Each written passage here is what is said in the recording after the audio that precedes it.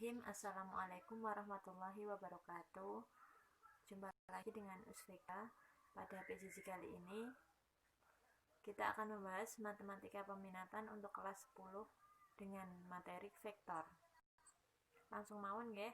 Untuk besaran vektor itu adalah sifat besaran fisis. Fisis yang di dalamnya itu ada dua, yaitu skalar dan vektor. Kali ini kita akan membahas besaran vektornya saja. Tapi untuk itu sebelumnya saya kenalkan besaran skalar itu apa, yaitu besaran yang hanya dinyatakan besarnya saja. Contohnya waktu, suhu, volume, laju, energi. Dan arahnya. Jadi contohnya kecepatan, percepatan, gaya. Dan koordinat kartesiusnya itu ada X, Z, dan Z.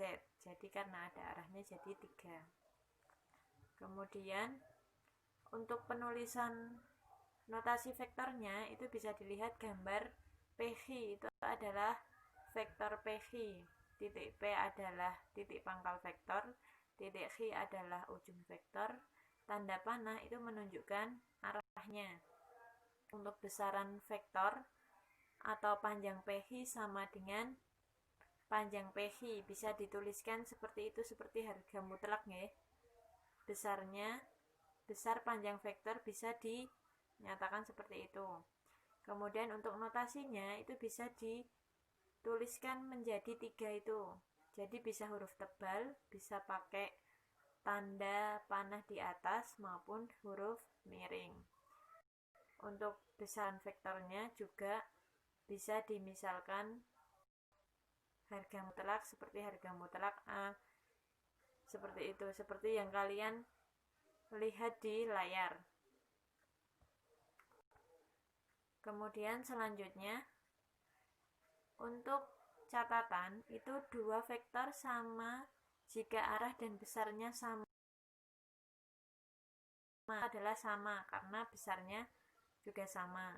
Kemudian yang B, dua vektor dikatakan tidak sama jika yang pertama besar sama arah beda. Bisa dilihat vektor A sama vektor B itu besarnya sama tapi arahnya berbeda. Jadi vektornya tetap berbeda dan tidak sama.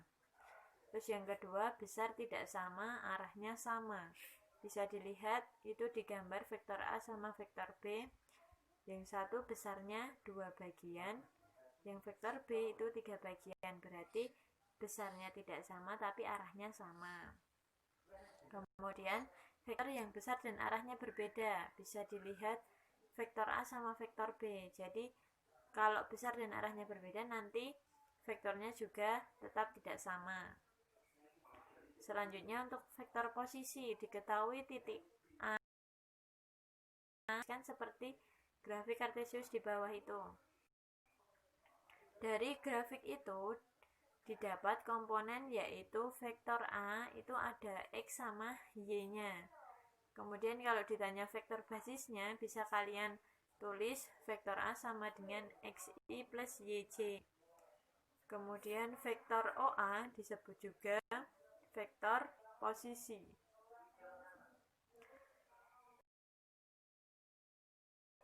Atau XY dapat dinyatakan panjang vektor A sama dengan akar dari X kuadrat plus Y kuadrat. Untuk contohnya, jika diketahui titik A 2,1, nyatakan vektor posisi titik A terhadap titik O dalam bentuk komponen. Berarti yang A itu langsung vektor OA sama dengan 2, 1. Karena tadi kan dijadikan matriks XY, jadi X-nya dilihat 2, Y-nya 1. Ditulis seperti itu.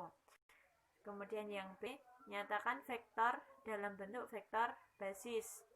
Tadi vektor basis sebelumnya,